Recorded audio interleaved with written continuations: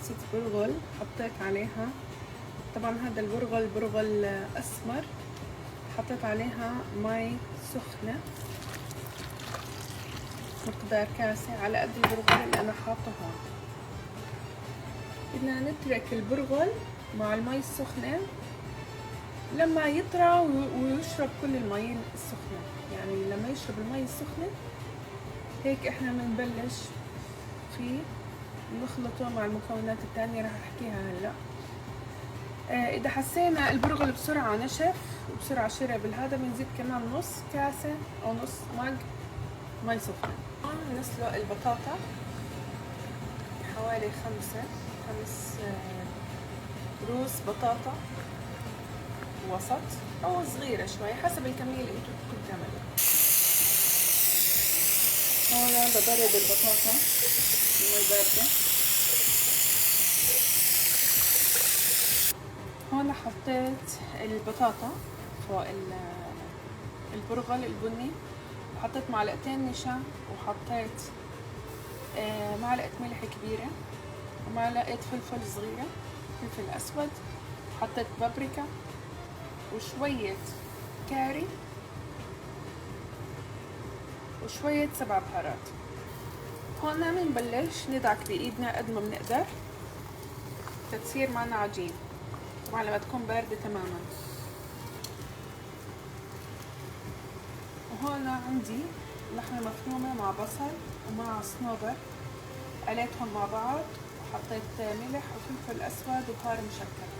طبعا أنا عندي من أول كان عندي بالفريزر لأنه من فترة سويت كبة فرجعت بدي أسوي كمان مرة، وكان عندي هالكمية بتقدروا تستفيدوا منها، يعني تحطوها بالفريزر إذا زادت للمرة الجاية.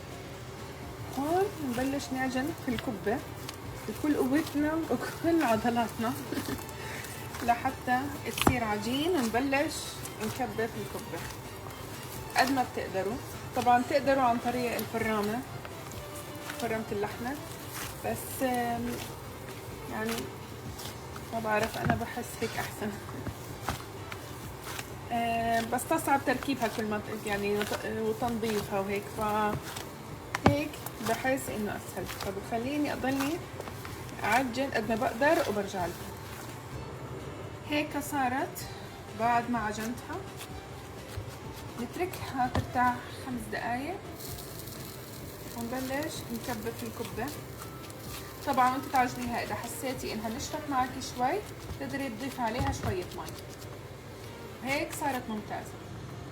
هلا بنحط على ايدنا شوية زيت او شوية مي ونبلش نكبه.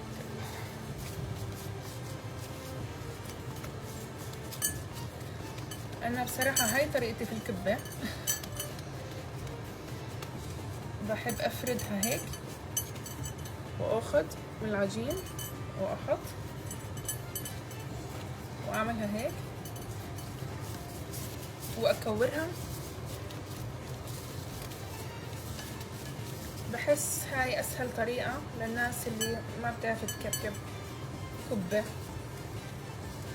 هيك بتصير شكلها ممتاز وسهل تكونيها، يعني سهل انك تعاملي معها بهالطريقة.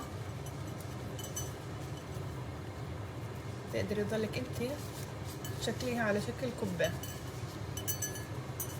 قد ما بتقدري. فعلا طريقة ولا اسهل، مثل العجين بالضبط، مثل عجينة الاطفال. هيك صارت الحبة. ارجع اعمل معكم كمان وحدة. ناخذ الكمية نعملها هيك، اجي احط افردها بايدي مرة ثانية، وهيك نحط الكبة، نحط الحشوة،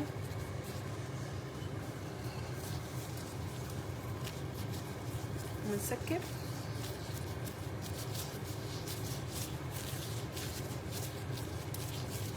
ونكبكب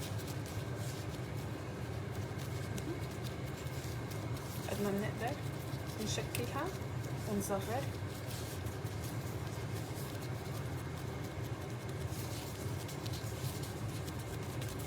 فعليا طريقة ولا أسهل.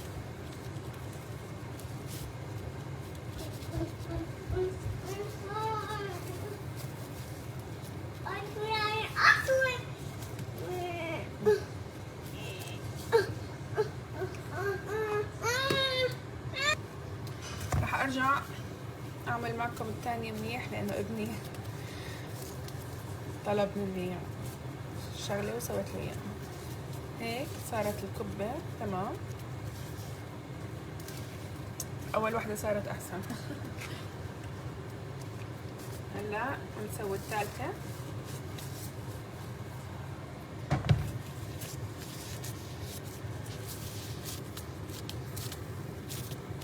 بفردها بإيدي بهالشكل.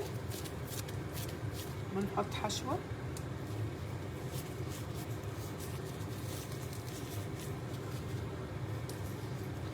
هلا طبعا يعني كل واحدة وحسب طريقتها بعمل الكبة. في طرق كتير صراحة على النت، بس أنا حسيت هاي أنسب طريقة لإلي. بنكورها منيح حتى نتأكد إنها سكرت من كل الجهات، ما في لحمة طالعة من عنا. هلا أنا صراحة لكوني نباتية لما أعمل الكبة بجيب جبنة نابلسية وموتزاريلا، يعني بحاول أشكل أنواع جبن عندنا في البيت وبحشيها وبتطلع كمان كتير طيبة.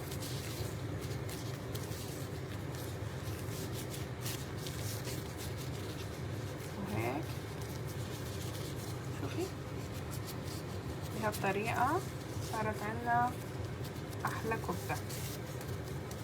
طريقة ولا أسهل ولا أحسن بالنسبة لإلي. هلا في غيري بشوفوا يمكن الطريقة المتعارف عليها إنه بفنجان أو بشي تاني أحسن وأفضل. ما شاء الله تبارك الرحمن.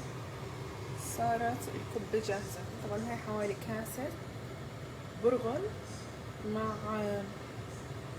مع 3 حبات بطاطا صغار وسط.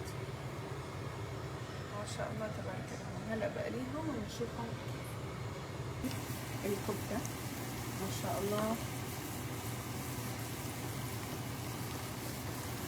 ما حتى فتحت ولا خربت معنا. طبعا زيت اللي قالي فيه قبل، الفتافيت اللي بتشوفها هون من الشغلات الثانية اللي أنا قاليتها. ما شاء الله الكبة ولا أحسن ولا أطول.